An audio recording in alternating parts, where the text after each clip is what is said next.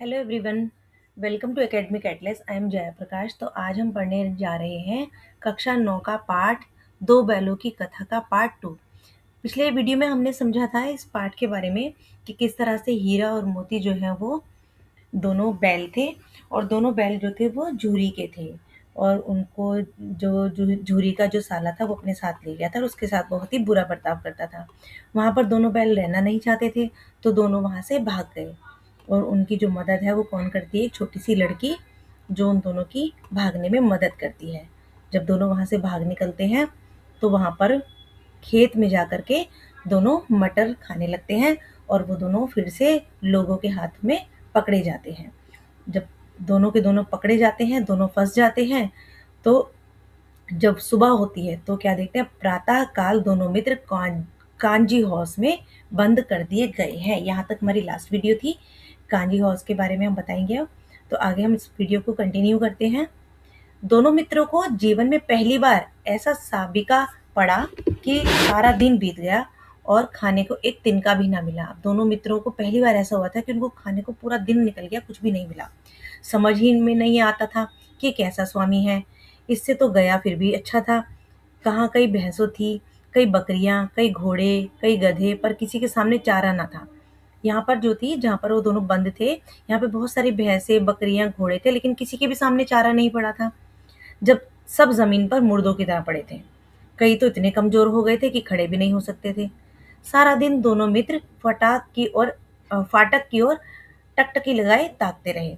दोनों के दोनों क्या थे? वो हैरान हो रहे थे कि कैसी जगह है, यहाँ पर तो कुछ भी खाने को नहीं दिया जा रहा, और उनके सिवा यहाँ पे और भी जानवर थे, और वो जो सारे जानवर थे बहुत ही कमजोर थे, वो खड़े भी नहीं हो पा रहे थे। तो दोनों हीरा और मोती जो है फाटक की तरफ अपनी टकटकी लगाई, यानी ध्यान से देख रहे थे कि किसी तरह से हम यहाँ से निकल जाएं या कोई हमारे लिए चारा ले आए। पर कोई चारा लेकर आता ना दिखाई दिया। तब दोनों ने दीवार की नमकीन मिट्टी चाटनी शुरू की। पर इससे क्या तृप्ति होती? दोनों ने दीवार चाटनी शुरू कर दी। रात को भी जब कुछ भोजन न मिला तो हीरा के दिल में विद्रोह की ज्वाला दहक उठी। अब दोनों को जब फिर रात तक भी कुछ खाने को नहीं मिला, तो हीरा के मन में जो है विद्रोह आ गया कि यहाँ से किसी तरह से इनके खिलाफ जाओ, भागो। मोती से बोला, अब तो नहीं रहा जा सकता। मोती ने सिर लटकाए हुए जवाब दिया, मुझे तो मालूम होता है प्राण निकल रहे हैं। मोती बोला, मुझे ऐसा लग रहा है कि हम मर जाएंगे। इतनी जल्दी हिम्मत ना हारो भाई, यहाँ से भागने का कोई उपाय निकालना चाहिए। अब हीरा बोला, इतनी जल्दी हमें हिम्मत नहीं हारनी चाहिए, और हमें यहाँ से भागने का कोई ना कोई उपाय निकालना पड़ेगा। आओ दीवार तोड़ डालें। मुझसे तो अब कुछ नहीं होगा। बस इसी बूते पर अकड़ते थे। सारी अकड़ निकल गई। बाड़े की दीवार कच्ची थी। हीरा मजबूत तो था ही, अपने नुकीले सींग दीवार में गाड़ दिए और जोर मारा तो मिट्टी का एक चिप्पड़ निकल गया। फिर तो उसका साहस और बढ़ गया। इससे दौड़ दौड़ कर दीवार पर चोट की, और हर चोट में थोड़ी थोड़ी मिट्टी गिरने लगी। अब यहाँ पर इन दोनों ने क्या किया? वो जो था, मोती था, वो तो फिर भी थोड़ा सा हिम्मत हार चुका था, लेकिन हीरा जो था वो मजबूत था। उसने अपने नुकीले सींग से दीवार को तोड़ना शुरू किया, और वो दीवार जो था मिट्टी की थी। तो जब जैसे उसने पहला सींग मारा तो थोड़ी सी मिट्टी वहां से टूट गई।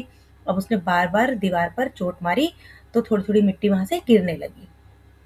उसी समय कांजी हौस का चौकीदार लालटेन लेकर जानवरों की हाजिरी लेने आ निकला। हीरा का उजड़पन देखकर उसने उसे कई डंडे रसीद दिए और मोटी सी रस्सी से बांध दिया। अब यहाँ पर क्या था? चौकीदार आ गया। जो कांजी हाउस का जो चौकीदार था, वो उनकी हाजिरी लेने के लिए आया, अटेंडेंस लेने के लिए कि सारे जानवर जो हमने यहाँ बांधे थे वो है कि नहीं है। और जब उसने ये देखा कि हीरा क्या कर रहा है, सारी दीवार तोड़ रहा है, तो उसने उस हीरा को कई डंडे मार दिए और मोटी सी रस्सी से बांध दिया। मोती ने पड़े पड़े कहा, आखिर मार खाई, क्या मिला? अब मोती ने कहा, देखो फिर तुम पिटे, क्या मिला?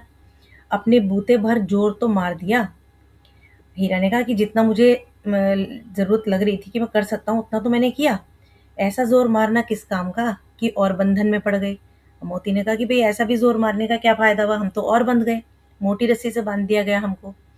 जोर तो मारता ही जाऊंगा, चाहे कितनी ही बंधन पड़ जाए। अब यहाँ पे हीरा बोला कि मैं कोशिश तो करता ही रहूंगा, चाहे मुझे कितना भी बांध लो। जान से हाथ धोना पड़ेगा। मोती ने कहा कि भाई जान से हाथ धोना पड़ेगा, हम मर भी सकते हैं। हीरा बोला, कुछ परवाह नहीं, ये भी तो मरना ही है। सोचो दीवार खुद जाती तो कितनी जानें बच जाती। इतने भाई यहाँ बंद हैं, किसी की देह में जान नहीं है, 2-4 दिन और यही हाल रहा तो सब मर जाएंगे। अब हीरा ने कहा अगर ये दीवार हम तोड़ देते तो यहाँ से काफ़ी सारे जानवर जो बंधे हुए हैं ये भी भाग जाते, तो इन लोगों की भी जान बच जाती, नहीं तो यहाँ पर ही मर जाएंगे सब। हाँ, यह बात तो है। मोती बोला ये बात तो ठीक है। अच्छा तो ला फिर मैं भी ज़ोर मार लगाता हूँ। अब यहाँ पे मोती है ना, उसके अंदर भी थोड़ी हिम्मत आ गई। उसने कहा मैं भी ज़ोर मारता हूँ, मैं भी दीवार को तोड़ने की कोशिश करता हूँ। मोती ने भी दीवार में उसी जगह सींग मारा। थोड़ी-सी मिट्टी गिरी और फिर हिम्मत बढ़ी। जैसी थोड़ी-सी दीवार टूटती थी, उनकी हिम्मत बढ़ जाती थी। फिर तो वह दीवार में सींग लगाकर इस तरह ज़ोर करने लगा मानो किसी प्रतिद्वंदी से लड़ रहा हो। मतलब अब उनको इतनी हिम्मत बढ़ गई कि वो दीवार को तोड़ने में लग गए। आखिर कोई 2 घंटे की जोर आजमाई के बाद दीवार ऊपर से लगभग 1 हाथ गिर गई। जब वो 2 घंटे तक कोशिश करते रहे उस दीवार को तोड़ने की, तो 1 हाथ की लंबी दीवार जो है वहाँ से टूट गई। उसने दूनी शक्ति से दूसरा धक्का मारा तो आधी दीवार गिर पड़ी। जब उन्होंने और जोर मारा तो आधी दीवार टूट गई। दीवार का गिरना था कि अधमरे से पड़े हुए सभी जानवर चेत उठे। अब जितने भी जानवर अधमरे पड़े थे, जिनमें बिल्कुल जान नहीं लग रही थी, वो सब के सब जो है उनमें जैसे जान आ गई हो, उनमें आशा जाग गई हो। तीनों घोड़ियां सरपट भाग निकली, फिर बकरियां निकली, इसके बाद भैंसें भी खिसक गईं। अब वो सारे जानवर वहां से भागने लगे, पर गधे अभी तक ज्यों के त्यों खड़े थे। यानी कि वहां पे जितने भी जानवर थे वो सब भागने लगे, लेकिन जहाँ वो जो गधे थे वहां पे वो वहीं के वहीं खड़े थे। हीरा ने पूछा तुम दोनों क्यों नहीं भाग जाते? एक ने कहा जो कहीं फिर पकड़ लिए जाए तो क्या हर्ज है? अभी तो भागने का अवसर है। हमें तो डर लगता है हम यहीं पड़े रहेंगे। तो यहाँ पर हीरा ने बोला उन दोनों गधों से कि तुम क्यों नहीं भागते हो भाई?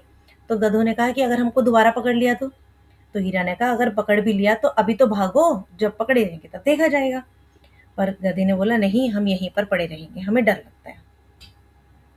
आधी रात से ऊपर जा चुकी थी। दोनों गधे अभी तक खड़े सोच रहे थे कि एक भागे ना भागे, कि हम भागे कि ना भागे। और मोती अपने मित्र की रस्सी तोड़ने में लगा हुआ था। दोनों एक दूसरे का साथ दे रहे थे।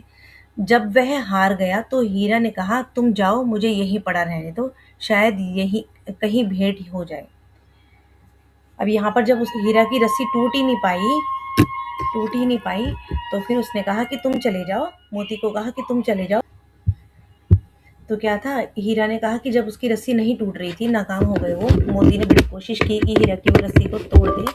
तो हीरा ने कहा कि तुम चले जाओ, मुझे यहीं पर ही रहने दो, शायद कहीं भेंट हो जाए, कि शायद हम कभी कहीं और मिल जाएं।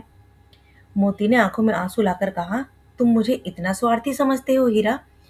हम और तुम इतने दिनों एक साथ रहे हैं, आज तुम विपत्ति में पड़ गए हो तो मैं तुम्हें छोड़कर अलग हो जाऊं?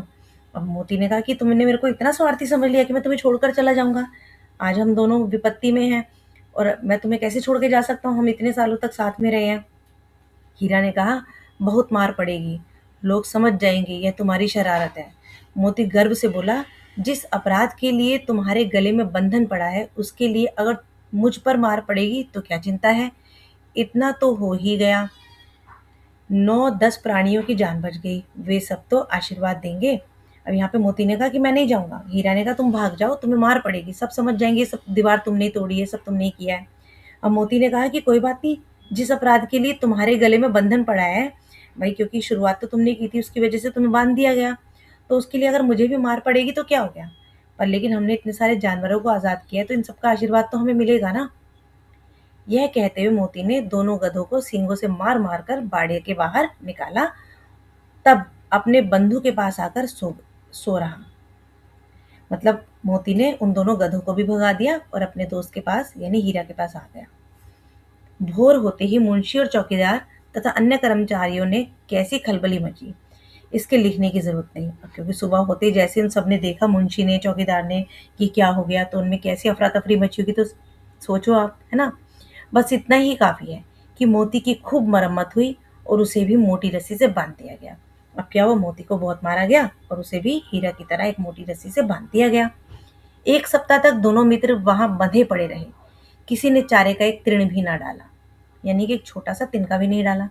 हाँ, एक बार पानी दिखा दिया जाता था, यही उनका आधार था। दोनों इतने दुर्बल हो गए थे कि उठा तक न जाता था। ठठरियां निकल आ रही थी, मतलब उनकी हड्डियां तक दिखने लगी थी।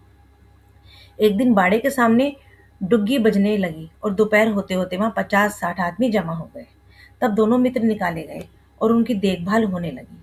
लोग आकर उनकी सूरत देखते और मन फीका करके चले जाते। ऐसे मृतक बैलों का कौन खरीदार होगा? मतलब उनको बेचने के लिए उनको बाहर निकाला गया। लेकिन वहां पर उनको जब निकाला गया, 50-60 लोग भी जमा हुए, तो उन्होंने देखा भाई इतने कमजोर बैल है, तो उन्हें कौन खरीदना चाहेगा? किसी ने भी उन्हें खरीदना नहीं चाहा। सहसा एक डड़ियल आदमी, जिसकी आंखें लाल थी और मुद्रा अत्यंत कठोर, आया और दोनों मित्रों के कूल्हों में उंगली गोद कर मुंशी जी से बातें करने लगा। उनका चेहरा देखकर अंतर्ज्ञान से दोनों मित्रों के दिल कांप उठे। वह कौन है और उन्हें क्यों टटोल रहा है, इस विषय में उन्हें कोई संदेह न हुआ। दोनों ने एक दूसरे को भीत नेत्रों से देखा और सिर झुका लिया। हीरा ने कहा, गया के घर से नाहक भागे, अब जान न बचेगी। मोती ने अश्रद्धा के भाव से उत्तर दिया, कहते हैं भगवान सबके ऊपर दया करते हैं, उन्हें हमारे ऊपर क्यों दया नहीं आती? अब क्या था, जब दोनों को बेचने के लिए बाहर निकाला गया तो किसी ने उन्हें नहीं खरीदा। सब उनको छोड़ छोड़ कर चले गए कि भई ये तो बहुत ही ज़्यादा कमज़ोर है, इन्हें कौन लेगा। तो फिर क्या हुआ, वहाँ पर अचानक से एक दाढ़ी वाला आदमी आया, जिसकी आंखें लाल थी और एकदम कठोर स्वभाव का लग रहा था। और उसने क्या किया, दोनों मित्रों के कुल्हों में, उनकी बैक साइड में हड्डी में उंगली गोद कर देखा, मुंशी जी से बातें करने लगा। और फिर दोनों मित्र आपस में बात करने लगे कि भई ये कौन है, हम तो बेकार ही गया कि यहाँ से भागे, अगर हम वहीं रहते तो ठीक था, अब तो लगता हम मारे जाएंगे। मोती ने अश्रद्धा भाव से उत्तर दिया, कहते हैं कि भगवान सबके ऊपर दया करता है, तो हमारे ऊपर भगवान को दया क्यों नहीं आ रही? भगवान के लिए हमारा मरना जीना दोनों बराबर है, चलो अच्छा ही है, कुछ दिन उसके पास तो रहेंगे। एक बार भगवान ने उस लड़की के रूप में हमें बचाया था, क्या अब ना बचाएंगे? तो वो दोनों आपस में बात कर रहे हैं कि भगवान हमेशा सुनते हैं, तो एक बार तो उस लड़की ने भी हमें बचाया था, तो क्या पता अभी भी हमें भगवान बचा ले। यह आदमी छुरी चलाएगा, देख लेना। यहाँ पर एक दूसरे से वो बात करे कि आदमी हमें काट डालेगा, तो क्या चिंता है, मांस खाल सींग हड्डी सब किसी ना किसी काम आ जाएगा। तो दूसरा बोलता है कि कोई बात नहीं, काट देगा तो हमारी मांस खाल हड्डी सब किसी ना किसी काम आ जाएगा। नीलाम हो जाने के बाद दोनों मित्र उस डड़ियल के साथ चल दिए। जब दोनों को बेच दिया गया तो दोनों उस दाढ़ी वाले आदमी के साथ चले गए। दोनों की बोटी बोटी कांप रही थी, मतलब अंदर से तो वो दोनों डरे हुए थे। बेचारे पांव तक ना उठा सकते थे, भय के मारे गिरते पड़ते भागे जाते थे, क्योंकि वह जरा भी चाल धीमी हो जाने पर जोर से डंडा मार देता था, जो दाढ़ी वाला आदमी था। राह में गाय बैलों का एक रेवड़ हरे हरे हार में चरता नजर आया। मतलब जब वो जा रहे थे तो रास्ते में उन्होंने क्या देखा, गाय और बैलों का एक पूरा का पूरा ग्रुप था, जो वो हरे हरे हार में चर रहा था, हरी हरी घास खा रहा था। सभी जानवर प्रसन्न थे, चिकने चपल थे, सभी बहुत खुश थे। वो कोई उछलता था तो कोई आनंद से बैठा पागुर करता था। कितना सुखी जीवन था इनका, पर कितने स्वार्थी हैं सब। किसी को चिंता नहीं थी कि उनके दो भाई बधिक के हाथ बड़े कैसे दुखी हैं। और वो देख रहे थे कि ये वाले जो सारे जानवर है, ये कितने खुश हैं, कितने खुशी खुशी हरी हरी घास चर रहे हैं, और किसी को हमारे पर दया नहीं आ रही है। सहसा दोनों को ऐसा मालूम हुआ कि यह परिचित रहा है। अब उनको अचानक से ऐसा लगा कि जो रास्ता है ये कोई जाना पहचाना सा है। हाँ, इसी रास्ते से गया उन्हें लेकर गया था। अब उन्हें याद आया कि इसी रास्ते से गया हमें लेकर गया था झूरी के घर से। वही खेत, वही बाग, वही गांव मिलने लगे। प्रतिक्षण उनकी चाल तेज होने लगी। सारी थकान, सारी दुर्बलता गायब हो गई। उन्हें जो रास्ता था वो जाना पहचाना लगने लगा। उन्हें लगने लगा कि ये रास्ता वही है जो झूरी के घर जाता है। यह तो अपना ही हार आ गया। तो उन्हें लगा ये तो अपनी जगह आ गई है, इसी कुएं पर हम पुर चलाने आया करते थे, यही कुआं है। दोनों आपस में सोचने लगे। मोती ने कहा, हमारा घर नगीच आ गया। हीरा बोला, भगवान की दया है, मैं तो अब घर भागता हूँ, यह जाने देगा, इसे मैं मार गिराता हूँ। दोनों आपस में बोलने लगे कि हम तो घर भागेंगे, मैं भागता हूँ तो मैं इसको मार गिराता हूँ। नहीं नहीं, दौड़कर थान पर चलो, वहां से हम आगे ना जाएंगे। अब दोनों ने कहा कि हम दौड़ करके थान तक पहुंच जाते हैं, वहां से आगे नहीं जाएंगे। दोनों उन्मत्त होकर बछड़ों की भांति कुलेले करते हुए घर की ओर दौड़े। अब वह हमारा थान है। दोनों दौड़कर अपने थान पर गए और खड़े हो गए। डड़ियल भी पीछे पीछे दौड़ चला आ रहा था। जो दाढ़ी वाला आदमी था वो भी उनके पीछे पीछे दौड़ता चला आ रहा था। झूरी द्वार पर बैठा धूप खा रहा था। बैलों को देखते ही दौड़ा और उन्हें बारी बारी से गले लगाने लगा। जब झूरी ने उन दोनों बैलों को देखा, वो धूप में बैठा था, तो उन दोनों को उसने गले लगाया। मित्रों की आंखों से आनंद के आंसू बहने लगे। और एक झूरी का हाथ चाट रहा था। डड़ियल ने आकर जाकर बैलों की रस्सियां पकड़ ली। झूरी ने कहा, मेरे बैल हैं। तुम्हारे बैल कैसे? मैं मवेशी खाने से नीलामी में लेकर आया हूँ। मैं तो समझा हूँ चुराए लिए आते हो। चुपके से चले आओ, मेरे बैल हैं। मैं बेचूंगा तो बिकेंगे। किसी को मेरे बैल नीलाम करने या मतलब नीलाम करने का क्या अख्तियार है? यहाँ झूरी ने कहा कि तो मेरे बैल हैं, किसी को मेरे बैलों को बेचना नीलाम करने का कोई हक नहीं है। जाकर थाने में रपट कर दूंगा। अब यहाँ झूरी ने कहा कि मैं थाने में पुलिस में रिपोर्ट लिखवा दूंगा कि मेरे बैलों को मेरी मर्जी के बिना बेच दिया गया है। मेरे बैल हैं, इसका सबूत यह है कि मेरे द्वार पर खड़े हैं। डडियल झल्लाकर बैलों को जबरदस्ती पकड़ ले जाने के लिए बढ़ा। उसी वक्त मोती ने सींग चलाया। डडियल पीछे हटा। मोती ने पीछा किया। डडियल भागा। मोती पीछे दौड़ा। गांव के बाहर निकल जाने पर वह रुका, पर खड़ा डडियल का रास्ता देख रहा था। डडियल दूर खड़ा धमकियां दे रहा था, गालियां निकाल रहा था, पत्थर फेंक रहा था, और मोती विजयी शूर की भांति उसका रास्ता रोके खड़ा था। मतलब दोनों ने उस दाढ़ी वाले आदमी को अपने गांव से खदेड़ दिया, भगा दिया। गांव के लोग ये तमाशा देख रहे थे और हंसते थे। सारे गांव के लोग हंसने लगे कि भाई देखो किस तरह से हीरा और मोती वापस आ गए और दाढ़ी वाले को भगा दिया। जब डडियल हार कर चला गया तो मोती अकड़ता हुआ लौटा। हीरा ने कहा, मैं डर रहा था कि कहीं तुम गुस्से में आकर मार ना बैठो। अगर वह मुझे पकड़ता तो मैं बेमारे ना छोड़ता। तो आपस में बात कर रहे थे। हीरा बोलता था कि मोती को कि मुझे डर लगा रहा था कि कहीं तुम उस दाढ़ी वाले को मार ही ना दो। तो मोती ने कहा कि अगर वो मुझे पकड़ता तो मैं मारता, मैं छोड़ता भी नहीं। अब ना आएगा। आएगा तो दूरी से ही खबर लूंगा, देखूं कैसे ले जाता है, तो जो गोली मरवा देंगे। उसने कहा कि अगर आया तो हम उसे गोली मरवा देंगे। मर जाऊंगा पर उसके काम तो ना आऊंगा। हमारी जान तो कोई जान ही नहीं समझता, इसलिए कि हम इतने सीधे हैं। अब यहाँ पर दोनों बैल बात करें कि हम तो इतने सीधे हैं, हमें हमारी जान को कोई जान समझता ही नहीं है। जरा देर में नादों में खली, भूसा, चौकर और दाना भर दिया गया और दोनों मित्र खाने लगे। झूरी खड़ा दोनों को सहला रहा था और बीसों लड़के तमाशा देख रहे थे। सारे गांव में उछाह सा मालूम होता था। उसी समय मालकिन ने आकर दोनों के माथे छुए। अब दोनों ने, झूरी की जो वाइफ थी उसने भी उन दोनों को, हीरा और मोती को प्यार किया, उनके माथों को चूमा। तो ये हमारी जो कहानी थी, दो बैलों की कथा, बहुत ही सुंदर कथा थी, बहुत ही दिल को छूने वाली कथा थी। अगर आपको वीडियो पसंद आई हो, समझ आई हो, उसको सब्सक्राइब कीजिएगा, अपने फ्रेंड्स के साथ शेयर कीजिएगा। मिलते हैं नेक्स्ट वीडियो में इसके प्रश्न उत्तर के साथ। तब तक के लिए बाय बाय।